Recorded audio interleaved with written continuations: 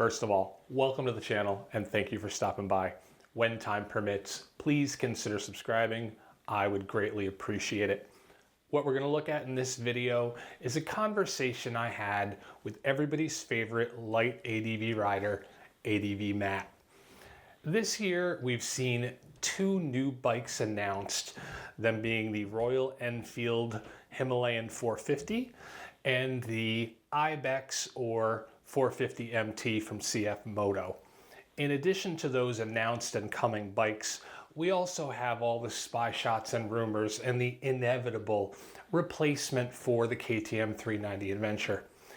I had the opportunity to sit down with ADV Matt, the go-to source for light ADV, and discuss these upcoming bikes.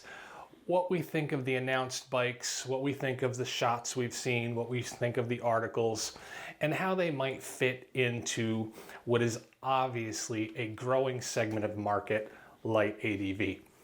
I hope you enjoy this. I really enjoyed sitting down with Matt and having this conversation. Okay, so now let's get on to the bike that we're really intrigued by and that everyone is dying for, and that is the new KTM 390 Adventure. So real quick, if you haven't been following what is coming, KTM has revamped their engine. The 390 engine is already out on the deck. They've increased the stroke, which is slightly increased the horsepower, but they changed the power delivery and the torque curve. So the torque curve is a little bit lower, and the peak power is also a little bit lower, from 9,500 RPM down to 8,500. So what we're seeing is basically spy shots on this next bike coming out. KTM has not made any official statements on the bike coming out, but there's plenty of spy shots that look like it's production ready. And it gives us hope that maybe in EICMA at the end of the year, November, that bike will be revealed. Now, KTM has not been going to EICMA, but what they've been doing is they've been, from their own YouTube channel and other press releases, been releasing bikes slowly when they're ready. And around EICMA, usually a week or two before, they'll start putting out press releases on new bikes, even though they're not going to be at EICMA. So what is speculated is that based on the pictures, it's going to have a 21, 18-inch wheel setup. Hopefully, they're going to use the same wheels that are on the 890, and it'll be tubeless. Now, I don't have any experience with those wheels. I know Frank does with his 790. So hoping it'll be tubeless. I think based on what I was seeing in some of the previous spy shots, that it's going to have the same travel as the 890 Adventure Model S, the base model, which is about 7.9 inches of travel. I think we should expect about that on this bike, which coming from 6.7 to 7.9, that little bit of extra travel will be helpful. But the more important part that travel is going to do is it should get us more ground clearance, which is really where the bike suffered. My riding on the bike wasn't necessarily, I never wished for more travel, but I did wish for more ground clearance. So that it seems like that will be solved. I think as KTM does, they throw every bell and whistle into their motorcycles. I don't expect this one to be any different. It'll have every connectivity, every rider mode that they have available. They may even put lean sensitive ABS in this to throw everything else at it. I think that's the one thing that our bike doesn't have, but it will come at a premium. I do expect this bike to cost more than the current model when it does come out, because it's going to have more features, and with more travel, there's going to be more expenses to build it. So anything you want to add, Frank? Just the 390 does have lean sensitive ABS and traction control. It is bizarre. Right. It's a little chip that is in your telephone, and yet some manufacturers still don't put it in the bike. It's bizarre. It's like 20-year-old technology to determine angle, and the Touareg 660 does not have it. One of the most advanced adventure bikes out there, no lean sensitive ABS. So this one will probably have it. And what I like about this bike is that it's a 390. Now, what I like about the CF Moto is that it's everything, and it's new, and it's twin, and I think that gives it so much value. But I think you can't understate how valuable it is that this is still a 390. As you've found out now that you're working on your bike and you're doing more changes, it's so easy to get parts. This engine was released in 2013. Yep. Whatever part you want, it's already in a warehouse sitting on a shelf. I can call the nice lady at KTM World in Georgia, and she will have it to me in 2 days. Probably a little different for you on the West Coast. It's not much slower.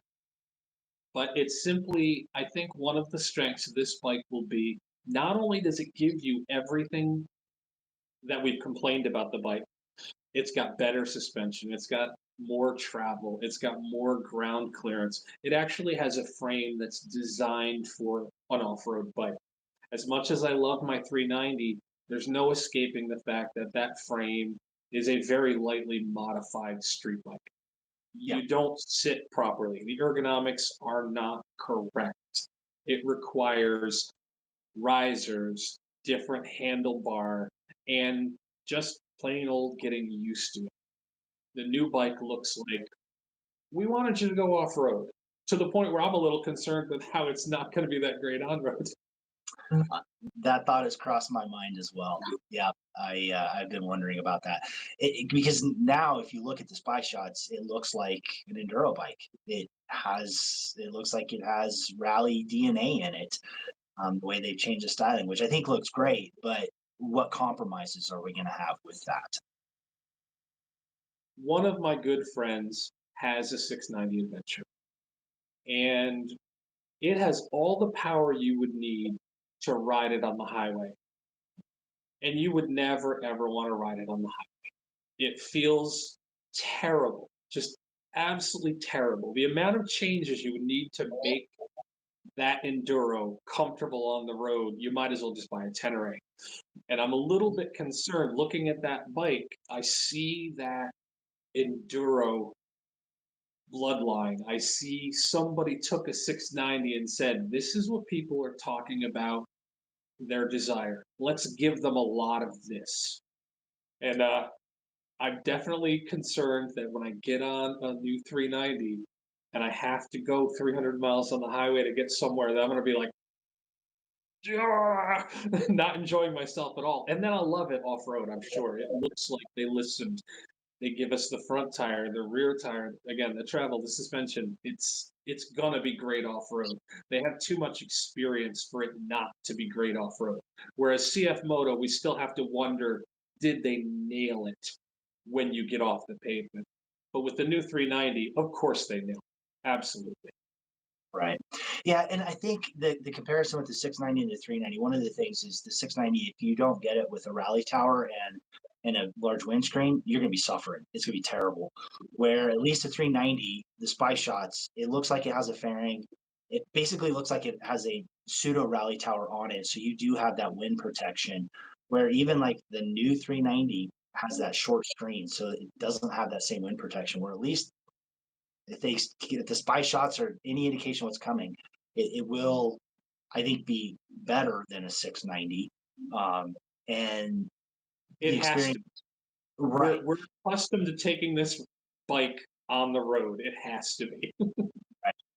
And with the 390 engine, if all they're doing is increasing the stroke, hopefully it doesn't add any vibrations because the bike really it has a sweet spot at a higher RPM and it'll run there for hours with very little vibration. The new 390 engine is already in the Duke, and that's why we know so much about that engine already, what its power and torque output is, and that it's a little bit longer stroke. So it went from 373 cc's up to 399, somewhere, Yeah. something It like was that. either 393 or 399, but it was at Yeah. least a 20 cc increase.